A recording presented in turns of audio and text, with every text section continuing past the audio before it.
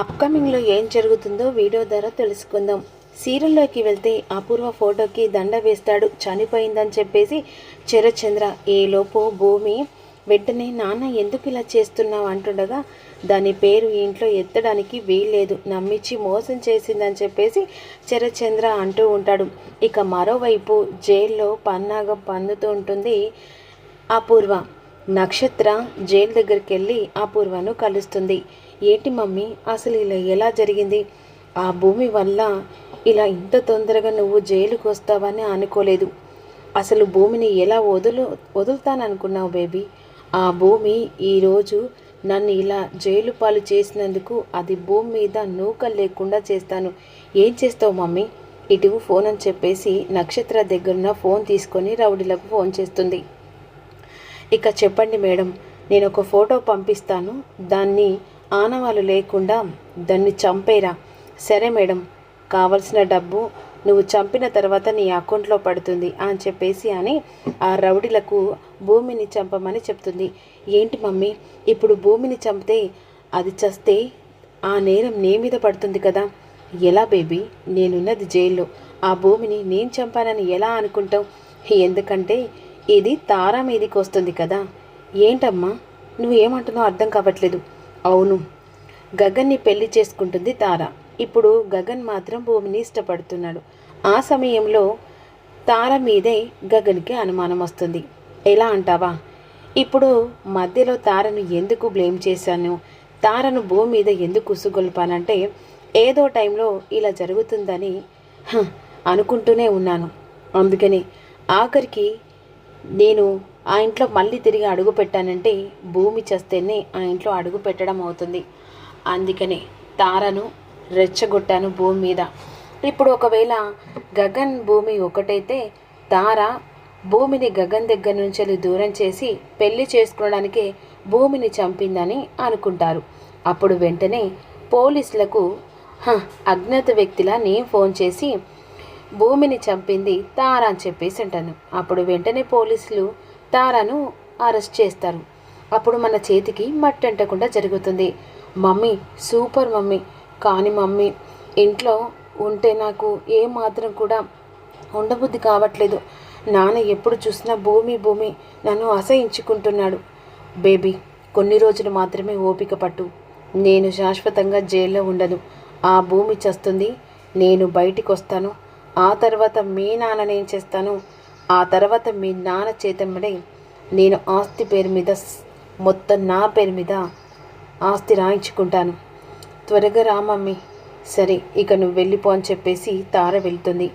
ఈలోపు ఇక భూమి సంతోషంతో తన ఊహకు అందని వాళ్ళ నాన్న ఇంత తొందరగా మారి తనని అర్థం చేసుకుంటుందని ఎక్స్పెక్ట్ చేయలేకపోతుంది.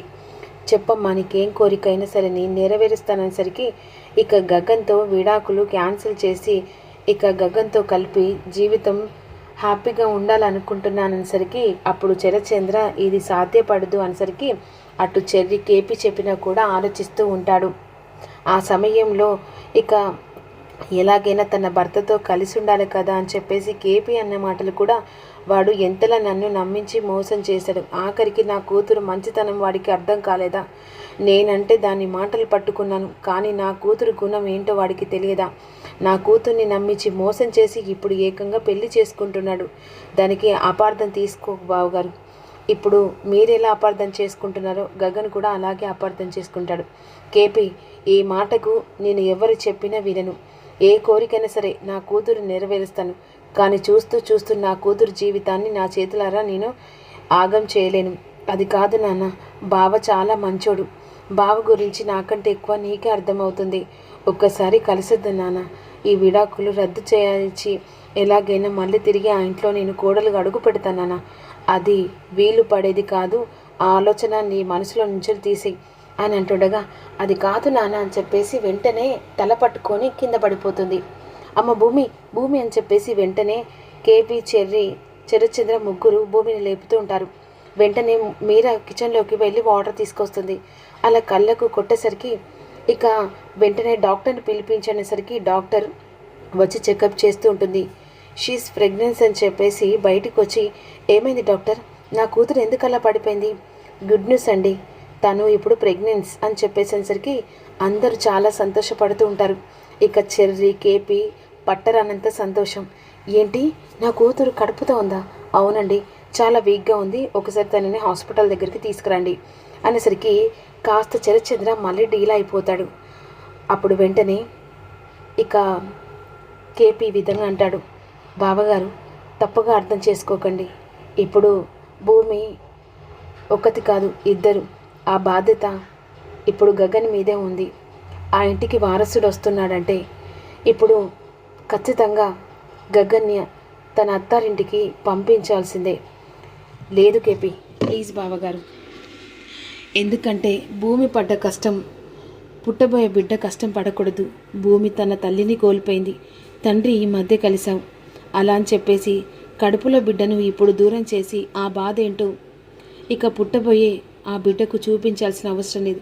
పంతాన్ని పక్కన పెట్టి భూమి కాపురాన్ని చూడండి అనేసరికి వెంటనే చరచంద్ర ఆలోచిస్తూ ఇక ఒప్పుకున్నట్టుగా ఆలోచిస్తూ ఉంటాడు. లోపలికి వెళ్ళేసరికి ఏమైంది మామయ్య అంటుండగా, చాలా సంతోషమమ్మా, అసలు ఎంతలా అంటే నేను తాతయ్యని కాబోతున్నాను.